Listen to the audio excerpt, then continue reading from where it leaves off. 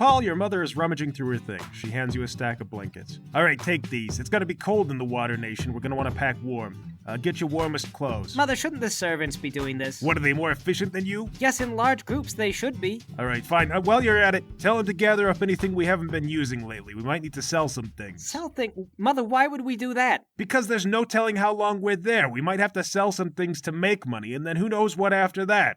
But why don't we just go to a money changer? Well, how much money do we need, Paul? Actually, here, take these cat earrings. Go ahead and throw that in there. We'll sell those too. Really? Mother? The cat earrings? Yes, the cat earrings. After the giant fight we had about these things. Yes, they were fun for a while, and now I'm done with them. Put them in the cart.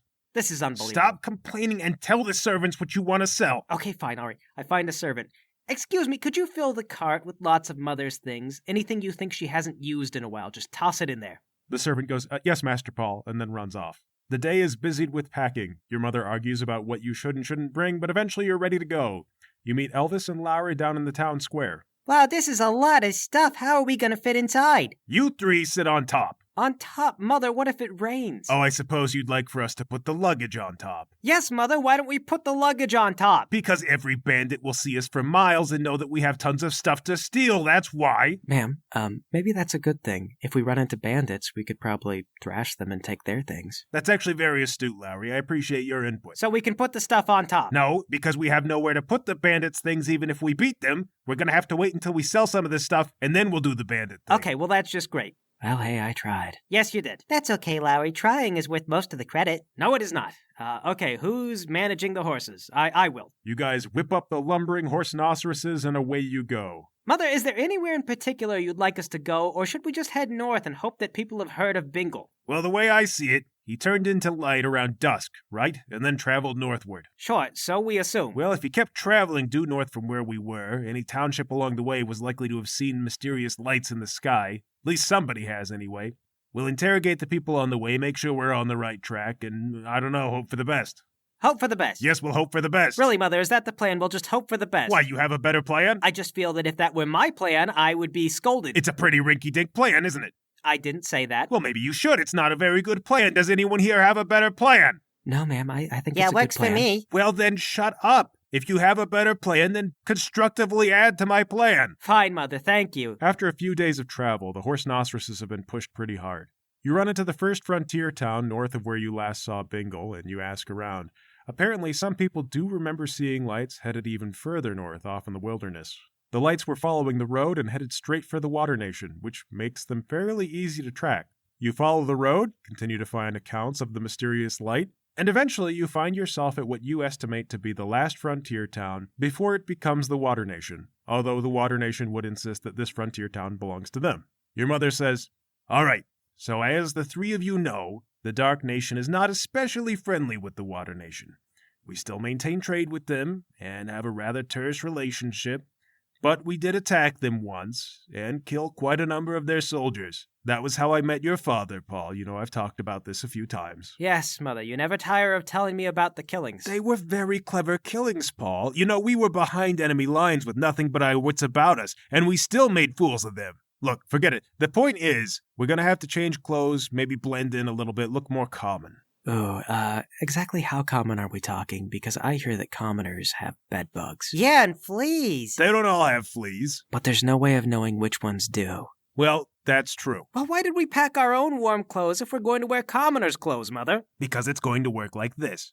Oh, excuse me, sir. You look like you wear roughly my son's size. That jacket would fit him.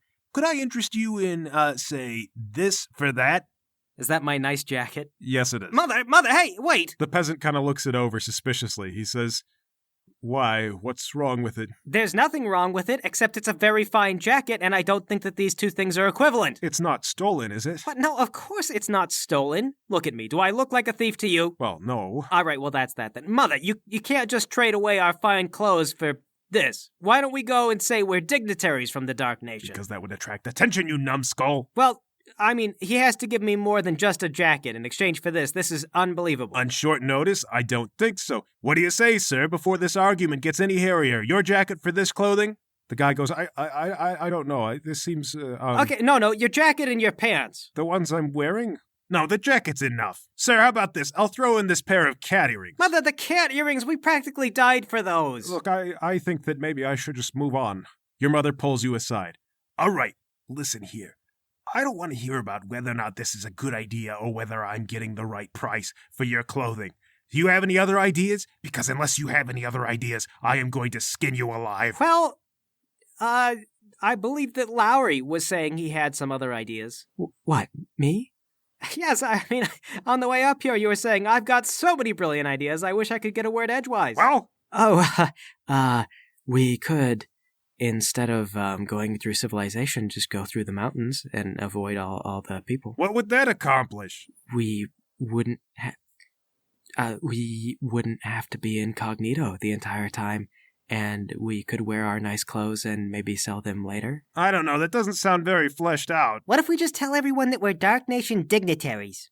Everyone will think you're spies. But we can't be spies, we're dignitaries. What do you think a dignitary is? A dignified person who tarries in the local No, town? they're spies. They're all spies. Oh, Well, no one will think we're spies if we live in the woods. They'll think we're scouts. Mother's right there, Lowry. Scouts are even less dignified than spies. I'd rather say that we're spies. is the pay better? No one's paying. Okay, listen.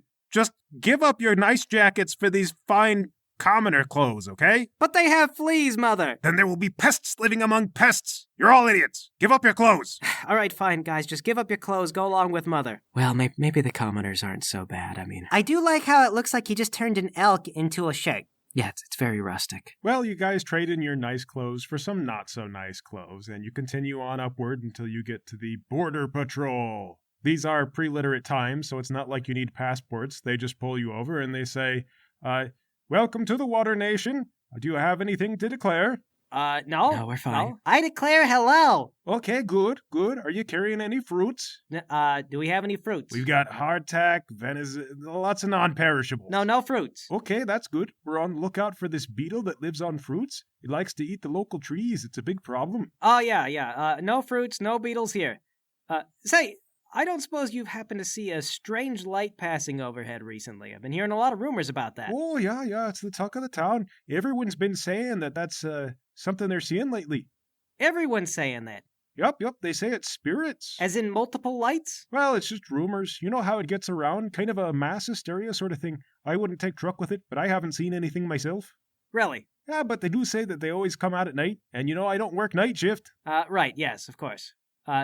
So, another funny question. I don't suppose you'd know a place where someone might find themselves like a very well-accomplished watermaster, would you? Why? What do you need them for? Oh, well, you know, I've got this water wheel at home, and it is just stuck, and I could really use a watermaster to give it just a real hard push. Oh, well, in that case, you'll probably find lots of people up in the area of Hortyvord. Just keep going north. That's a little mine in town. They work with water wheels all the time.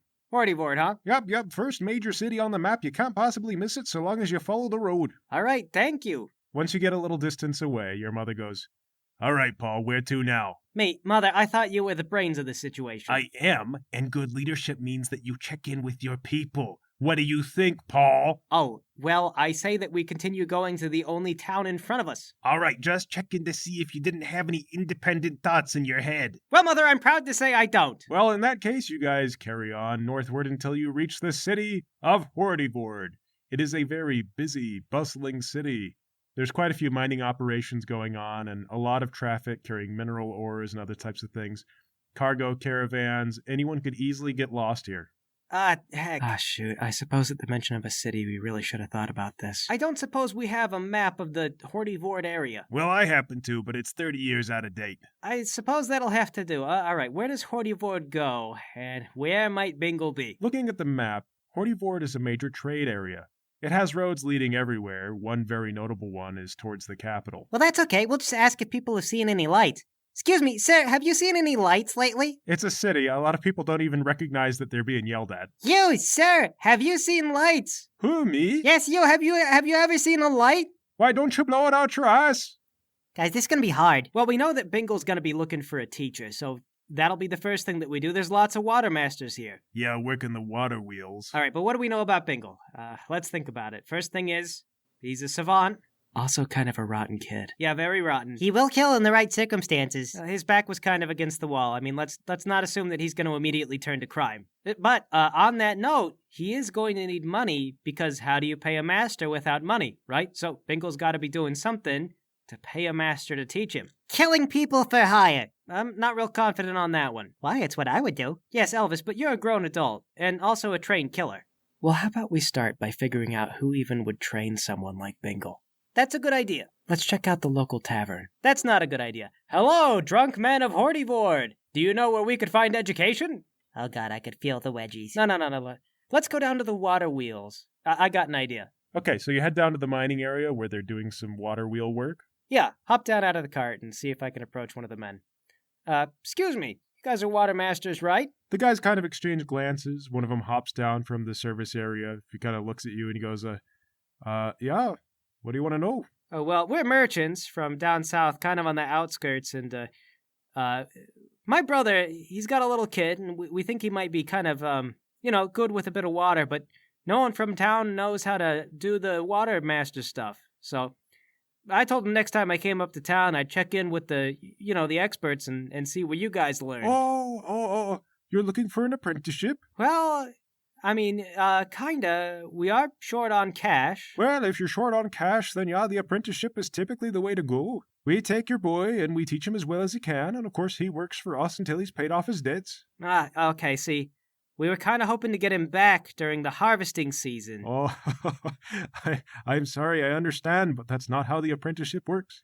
We'll keep him till he pays off his debts. That's how it goes. Well, that sounds like quite a few months. Well, it sure is, I'm afraid. The profession's not open to everyone. Well, call me crazy, but you wouldn't happen to know anyone who's maybe taking kids on to teach just like on the side, maybe pro bono? He kind of pauses, and he wrinkles his brow, and he goes, You know, it's the funniest thing.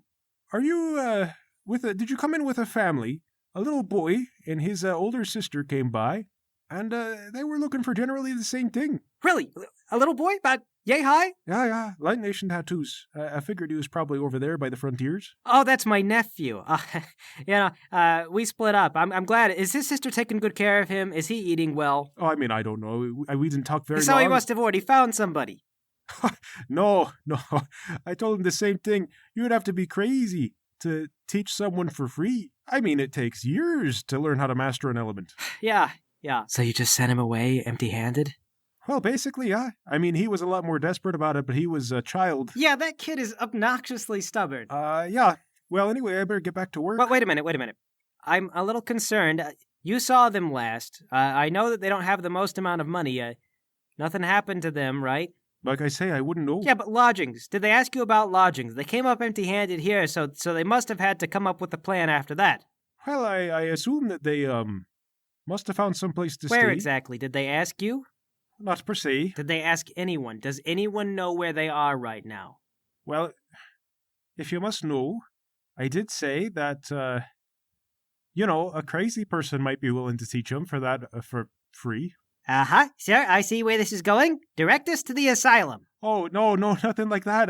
I did happen to mention, though, that, there's, an old friend of mine lives out in the mountains, out there in one of the old mining towns. The mines collapsed ages ago. They say it was a terrible tragedy, and the place is haunted now, but he's not going. And,